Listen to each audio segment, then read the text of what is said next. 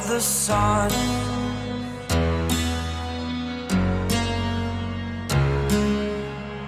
To dream, believe in strength. Now I'm the only one, only one.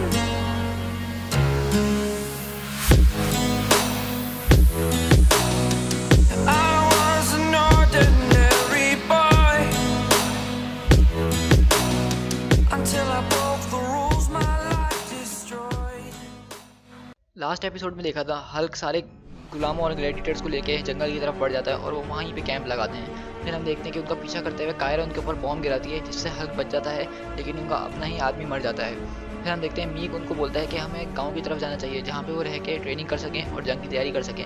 वहाँ पे जब जाते तो हमें पता चलता है कि मीक जैसे और भी हैं और वो उन सबको वहीं के गाँव के राजा ने मारा था, जिससे मीक लड़ाई करता है, लेकिन लड़ाई में वो उसको छोड़ देता है। आगे जाके हम देखते हैं कि रेड किंग जो है पूरे गांव को जिंदा जला रहा होता है और बहुत ज़्यादा गुस्से में होता है, जिसको रोकने के लिए कायरा को बुलाया जाता है। हम देखते हैं मीक अपने जैसों के साथ जाता है रात में और वो किसी चीज़ में ट्रांसफॉर्म हो जाता है। उसके बाद हम देखते हैं कि गुलाम जो हैं हल्क को बोल रहे होते हैं उनके साथ लड़ने के लिए, लेकिन हल्क उनको मना कर देता है और वहाँ से जा रहा होता है। तभी हम देखते हैं पीछे से मीक आता है हल्क को रोकने के लिए और वो मीक राजा बन चुका होता है। अब आगे हल्क बोलता है मीक मेरे रास्ते से हट जाओ। वहाँ के जो मीक के साथ जो और भी छोटे लोग होते हैं वो बोलते हैं कि सिर्फ मीक नहीं, मीक राजा का हो, ये हमारा राजा है अब से। तो हल्क बोलता है अगर ये तुम्हारा राजा है तो फिर इसके साथ जाके लड़ो ना, मुझे क्यों रोक रहे हो। मीक आता है हल्क के कंधे पे हाथ रख, मीक बोलता है मुझे इस लड़ाई में तुम्हारी ज़रूरत है, मैं अकेले रेड किंग को नहीं हरा सकता हूँ। और याद करो हमने वार बॉन्ड लिया था, कुछ भी हो जाए हम एक दूसरे का साथ नहीं छोड़ेंगे। हल्क बोलता है क्या तुम्हें समझ में नहीं आ रही क्या मैं तुमसे क्या बोल रहा हूँ, मेरे ऊपर से हाथ हटाओ और जाओ यहाँ से। और हल्क मीक को धक्का दे देता है। इसकी वजह से वो जितने छोटे मोटे मीक जैसे होते हैं उन सबको गुस्सा आ जाता है और वो हल्क पे हमला करना शुरू कर देते हैं। लेकिन हल्क को भी और ज़्यादा गुस्सा आता है और वो उन सबको इधर से उधर पटक रहा होता है, जिसके दौरान हम देखते हैं हल्क और मीक में लड़ाई हो जाती है छोटी मोटी सी। और हल्क जो है मीक को भी उठा के पीछे फेंक देता है और वो उसको मारने ही वाला होता है कि बीच में कॉर्ग आ जाता है और वो पंच जो है कॉर्ग को लग जाता है। और कॉर्ग हल्क से बोलता है कि हल्क तुम रुक जाओ, तुम क्या कर रहे हो, ये सब बहुत हुआ, अगर तुम्हें नहीं लड़ना तो नहीं लड़ो, लेकिन तुम कम से कम अपने गुस्से पे तो काबू रखो। तो मीक बोलता है कि तुम क्या बोल रहे हो हल्क से, ये इसी के लिए तो बना है और ये कर भी आ सकता है। और हम देखते हैं पीछे वहीं पे कुछ लोग होते हैं, उनको उस स्टीपर्स के अंदर एक और पौधा मिलता है जो कि अभी अभी हल्क के गिरे हुए खून में से बना था। और फिर हीरोइन और कॉर्ग यही डिस्कस कर रहे होते हैं कि मुझे लगता है कि हमें अभी लड़ने के लिए नहीं जाना चाहिए, हमें यहीं पे रहना चाहिए और इन लोगों का साथ देना चाहिए, इनको तैयार करना चाहिए। तो एलोय बोलती हैं हम यहाँ रुक के क्या करें, पेड़ पौधे उगाएं या फिर फैमिली बनाएं, हल्क लड़ने जाएगा, वो यहाँ नहीं रुकेगा। फिर हम देखते हैं हल्क और उसके लोग आगे बढ़ते हैं तो सामने ही कायरा और उसके बहुत सारे लोग खड़े होते हैं, जिसको देख के वो सब जो है उसके ऊपर तीर की बारिश कर देते हैं। लेकिन कायरा से एक हाथ उठाती है और सारे तीर वहीं पे टूट के गिर जाते हैं। तो ये देख के हल्क कहता है रुक जाओ, अब कोई और हमला नहीं करना। और हल्क कायरा की तरफ बढ़ता है उससे बात करने के लिए और बोलता है कि तुम्हें आखिर मुझसे क्या चाहिए। तो कायरा बोलती है मुझे सिर्फ तुम चाहिए हो। कायरा बोलती है अगर तुमने मेरी बात पहले सुनी होती तो आज तुम यहीं पे रह रहे होते आराम से, लेकिन तुमने बगावत करी जिसकी वजह से मेरा बादशाह जो है तुम्हारा सर मांग रहा है। हल्क बोल रहा है ये तो बहुत फनी है क्योंकि मैं खुद उसके सर के लिए आ रहा हूँ। कायरा बोलती है तुम्हारा स्टोन मैन और शेडो वॉरियर वो दोनों की स्ट्रेंथ कमज़ोर पड़ चुकी है और अब तुम सिर्फ एक बच्चों की आर्मी लेकर आ रहे हो जो कि पूरी तरह गुस्से से भरे हुए हैं। हल्क बोलता है गुस्सा अभी तक मुझे यहाँ तक ले आया तो सोचो आगे कहाँ तक ले जाएगा। कायरा कहती है तुम्हें कुछ भी नहीं पता कि तुम किसके खिलाफ खड़े हो। फिर हम देखते हैं कायरा अपनी स्टोरी सुनाती है और बताती है कि जब वो 13 साल की थी और प्रैक्टिस कर रही थी, कायरा जो है अपने गाँव की एक स्ट्रॉन्ग होल्ड थी, जिसका मतलब ये है कि उसके पास बचपन से ही बहुत सारी पावर्स थी। फिर वो बताती है कि वहीं पे जब मैं ट्रेनिंग कर रही थी मुझे पता था कि मैं इतनी अच्छी नहीं हूँ, लेकिन मेरे पास अभी 6 साल और थे अपनी ट्रेनिंग इंप्रूव करने के लिए जब तक मैं स्ट्रॉन्ग होल्ड बन सकूँ। लेकिन जब भी मैं देखती हूँ कि मेरे गांव के ऊपर स्पाइक का हमला हो जाता है और जितने भी लोग होते हैं वो एक एक करके स्पाइक में बदल जाते हैं और सबसे पहले जिसको मैंने काटा वो मेरे खुद के माँ बाप थे। तो सोचो मैंने किस किस को कैसे कैसे काटा हुआ। कैरी में चारों तरफ से स्पाइक से घिर चुकी थी और एक एक करके सबको काटे जा रही थी। लेकिन तभी वहाँ पर रेड किंग आया, उसने मुझे बचाया और उन सारे स्पाइक से जान छुड़वाई। फिर उसने मुझे अपना गुलाम बनाया और ओबीडियंट इसलिए लगाई क्योंकि उसको एक स्ट्रॉन्ग होल्ड चाहिए था और उसने सिर्फ मुझे ढूंढने के लिए पूरे गांव की कुर्बानी दे दी। तो सोचो वो तुम्हारे लिए और कितने लोगों को मार सकता है। तो हल्क कहता है वो तो वैसे भी सबको मारेगा ही। कायरा कहती है हाँ शायद, लेकिन अगर मैं तुम्हें इस वक्त मार दूं तो हो सकता है वो लोग बच जाएं। और कह रही है मैं तुम्हें चैलेंज करती हूँ पुराने सकार के लॉ से, जिसके मुताबिक हम दोनों आपस में लड़ेंगे। हल्क कहता है उससे मुझे क्या फ़ायदा होगा। कायरा गुस्से में कहती है ये सिर्फ एक लड़ाई है और हल्क के सीने में अपनी तलवार घुसा देती है, जिसको हल्क आराम से निकाल देता है और उसको कुछ भी नहीं होता।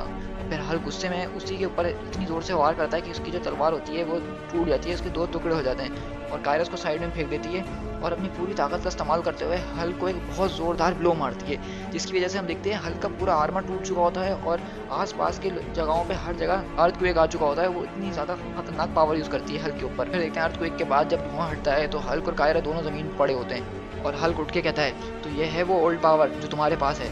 कायरा ये देख के हैरान हो जाती है और कहती है, तुम्हें तो अब तक मर जाना चाहिए था। हल्क कहता है, मरी हुई तो मुझे इस वक्त तुम लग रही हो। कायरा उठती है और कहती है, हम लड़ेंगे, फिर से लड़ेंगे। हल्क कहता है, ठीक है, जैसी तुम्हारी मर्जी। उसके बाद जब ये लड़ाई हो रही होती है तो वहाँ पे कायरा के लोग दूर खड़े हुए देख रहे होते हैं कि जहाँ पे हल्क गिरा था वहाँ पे उसके खून से हर तरफ वही वेन्स उगना शुरू हो गई होती हैं। तो रेडियो के ऊपर वो किंग को बताता है कि ओ माय गॉड, ये कहानी सच थी, ये सच है, क्योंकि हल्क के खून से वेन्स उग रही हैं और यही सकारसन है। ये देख के किंग बहुत गुस्सा होता है और कहता है, अभी इसी वक्त उनको आज़ाद कर दो।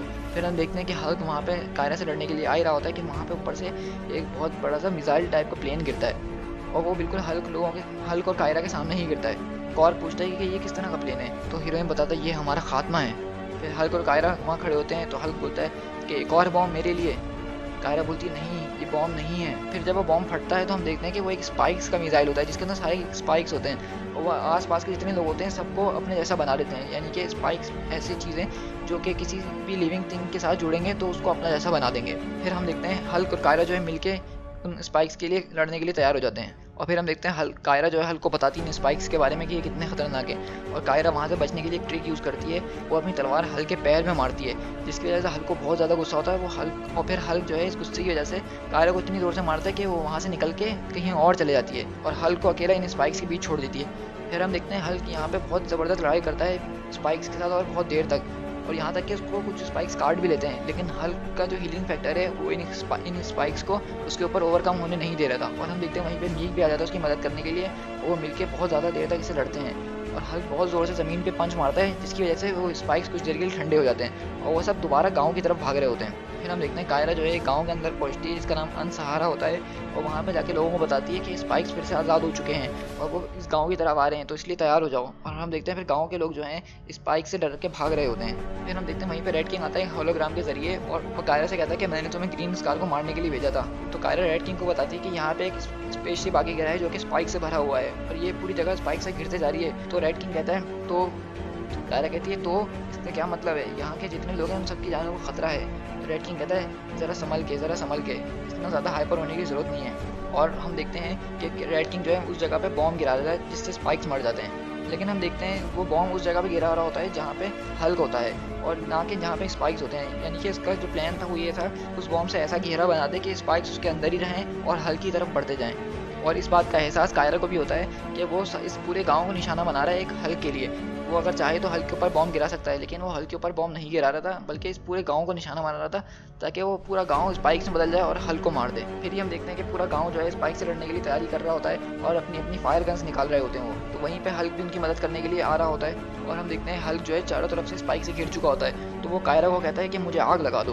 तो वो कायरा जो है हल्क को आग लगा देती है और वो पूरा आग का गोला बन के उन स्पाइक्स के साथ कूद जाता है। तो आग की वजह से स्पाइक्स तो मर जाते हैं लेकिन हल्क को कुछ भी नहीं होता है। फिर हम देखते हैं कायरा और हल्क मिलकर इन स्पाइक्स का मुकाबला कर रहे होते हैं और फिर हम देखते हैं कि इसी गांव के अंदर मीक जो है उसको कुछ आवाज़ें आ रही होती हैं और वो एक बिल्डिंग की तरफ जाता है अपने साथियों के साथ और वो वहाँ जाके अंदर देखता है कि उसकी जो क्वीन है उसको कैद करके रखा गया है इस गाँव के लोगों ने। ये देख के मीक बहुत गुस्से में हो जाता है, अपनी क्वीन को छुड़ाता है और बाहर आके लोगों को मारना शुरू कर देता है। तो हल्क बोलता है ये सब टाइम इन चीज़ों के लिए नहीं है, अभी हमें स्पाइक्स का मुकाबला करना है। लेकिन वो इस गांव के आदमी को पकड़ लेता है जो कि यहाँ का हेड होता है और उससे पूछता है कि तुमने ये सब क्यों किया। इतने में हम देखते हैं कि उस क्वीन के ऊपर एक स्पाइक जो है आके अटैक कर देता है और हल्क जो है फ़ौरन उस स्पाइक को क्वीन से अलग करता है और उसको बाहर फेंक देता है। फिर हम देखते हैं वो सारे गाँव वाले वहाँ से निकल रहे होते हैं उस गाँव से, क्योंकि वो गाँव में अब स्पाइक्स हर जगह मौजूद हो चुके होते हैं। वहीं पे एक बच्चा बैठा होता है अकेला रो रहा होता है जिसको कायरा उठाती है और ले जा रही होती है। तो वहाँ पे रेड किंग कायरा से बोलता है कि किन कामों में पड़ गई, मैंने तुम्हें हल्क को मारने के लिए भेजा था।